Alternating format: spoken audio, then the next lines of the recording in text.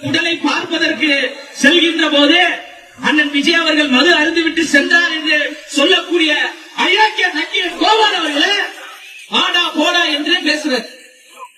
ஆடா போடான்னு பேசாதடா கோபாலு.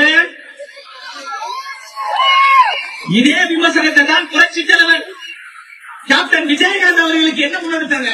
சமூக வலைதளத்தில் இதே போன்ற அவதூறுகளை அவர் ஒரு குடிகாரர், அவருக்கு எதுவுமே தெரியாது என்று திமுக முன்னெடுத்தது. ஆனால் தேமுதிக தொண்டர்களை கண்டுகொள்ளாமல் விட்டு விட்டால் கேப்டன் அவருடைய வீழ்ச்சியை நோக்கி போனாங்க. ஆனால் தமிழக வெற்றி கழகம் என்பது அப்படி கிடையாது. இந்த கூட்டம் என்பது உலகத்திலே தலை சிறந்த விர்ச்சுவல் வாரியர் என்ற போக்கலையை நாங்கள் வைத்திருக்கிறோம். அதனால உங்களுடைய இந்த பொய் பிரச்சாரங்கள், பொய் அவதூறுகள் இதையெல்லாம் நாங்கள் தமிழ் மொழியாக்குவோம்.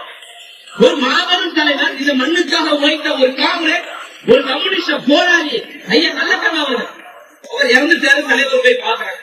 அதை கொச்சைப்படுத்துறாருன்னா இவன் ஒரு பத்திரிகையாளர் என்ற போர்வையில் இருந்து கொண்டிருக்கின்ற கோபாலபுரத்து 200 ரூபாய் கொத்தடிமைகள் நியூஸ் தமிழ் 24x7 என்ற ஒரு செய்தி நிறுவனத்தில் வேலை செய்த பத்திரிகையாளர், திமுகவினுடைய சட்டமன்ற உறுப்பினர் பழனியாண்டி என்ற ஒரு ரவுடி கும்பலால் தாக்கப்பட்ட போது நக்கீரன் கோபால் அவர்களே, உங்கள் வாயில் என்ன இருந்தது?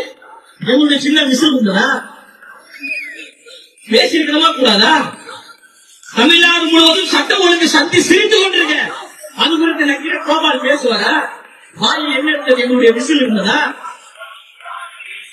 பொறுப்பு டிஜிபியை நியமித்திருக்கிறாங்க. நிரந்தர டிஜிபியை நியமிக்க வேண்டும் என்று உச்ச நீதிமன்றம் சொல்லிய பிறகு கூட இன்னும் நிரந்தர டிஜிபியை நியமிக்காம இருக்காங்களே.